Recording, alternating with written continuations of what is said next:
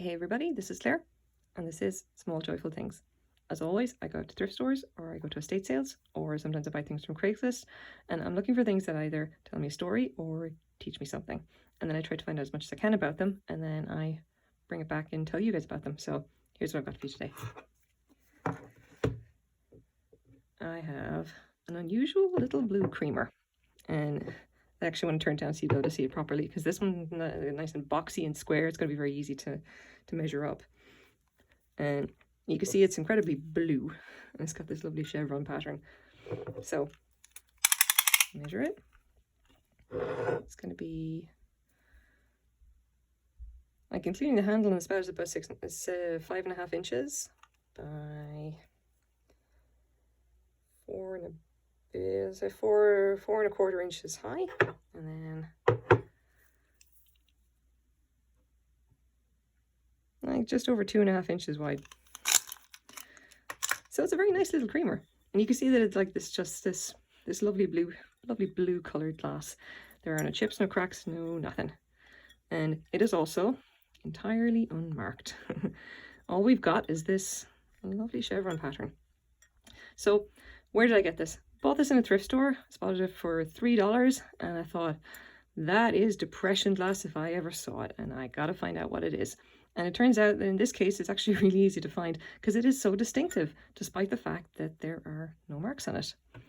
So if I grab the iPad, here's what we've got. Now, what we have here is another piece of Hazel Atlas. And this one is actually a little bit unusual because this is very much from the 1930s. This is like, so Hazel Atlas is basically the company, again, that was formed around in the 1900s. It was an aggregation of a bunch of different companies in West Virginia, as far as I know. And they started making they got very well known for being one of the big glass manufacturers that did Depression era glass. And this is one of their most popular patterns. And it's not only that, it's in one of their most popular types of glass. Now, most people, if you actually see this listed online, a lot of them will call it cobalt. This is not actual true cobalt, because cobalt glass is darker than this. Especially if you see the stuff from prior to, like, say, from the 19th century, like cobalt glass from the 19th century is quite dark. And you can see this one is, actually quite nice and see-through, You can probably see through the base. It's got that nice little, like, it's a little bit darker around the ring there, kind of like that. So this particular glass, and it's one of the reasons that Hazel Atlas did so well through the Depression era anyways, because they had this particular type of blue glass. It's called Ritz Blue, and it's basically distinguished by the fact that it's a little bit lighter in color than real cobalt blue. So the actual style itself is basically the chevron, which I think would be fairly obvious, is because this lovely chevron pattern on both sides. The pattern that itself, like, they didn't do an entire dinnerware service of this, as far as I can tell. Like, they did it in a few different colors. This one is specifically Ritz Blue. If I just take off the color of that there. They also did it in clear and pink. And that's really it. The one that everyone really knows, like the one that pops up most often, is this incredible blue color. Now the thing is that I can actually quite well date this pretty well. I can date this very well. This is most definitely from the 1930s. Like, that's when they started producing it. They only really produced it around then.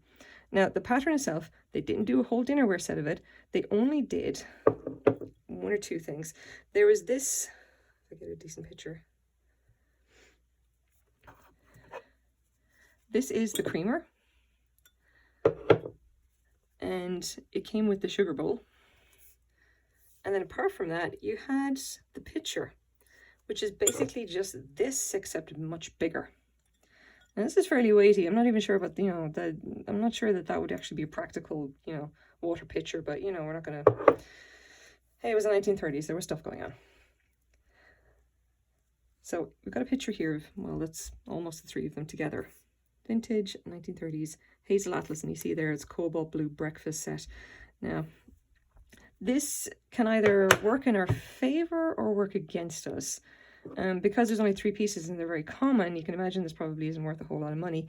And if I just swap back, here we go. Here are the sold comps, or the sold comparable listings on eBay. And you can see here that Hazel Atlas Cobalt Blue Creamer Chevron Pattern Vintage Art Deco. Best offer accepted, sold for $7. The picture and the set together will probably sell for a little bit more, but 6 or 8, you know, it's not going to be selling a whole lot of money. Like the shipping alone is gonna get you, unfortunately. And it is a really interesting set. Like, I could probably guess that it's probably not going to be worth a whole lot of money because it was on like a piece on its own. But I just found this chevron pattern so compelling that I thought, I gotta find out what this is. It's going to be something really cool. And what really kind of interests me about it is that it seems like a very modern design. Like, I picked this up fully expecting that this was going to be something from the 1970s, but no, it's direct from the 1930s. This was very much ahead of its time. It's got a real kind of like retro modern kind of a feel to it, mid-century, much less so than the Depression years. Especially when we see stuff there, it's all, you know, the Depression glass tends to be very kind of like over the top, and there's a lot of like interesting patterns and everything. And this, by comparison, is very, you know, it was very kind of toned down.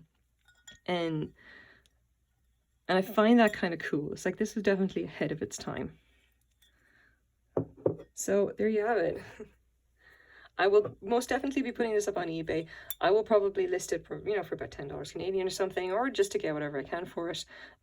My shipping will obviously be a lot less than this because obviously I'm in Canada, and if I sell into the United States, you know, it doesn't cost the same amount of money. Like, stuff shipping from the United Kingdom is always ridiculous, and you can see the costs here are fairly nuts. So here we go. This is my small joyful thing for today. I hope you like it. I know this video might be a little bit shorter than what I normally do, but thank you very much for watching, guys.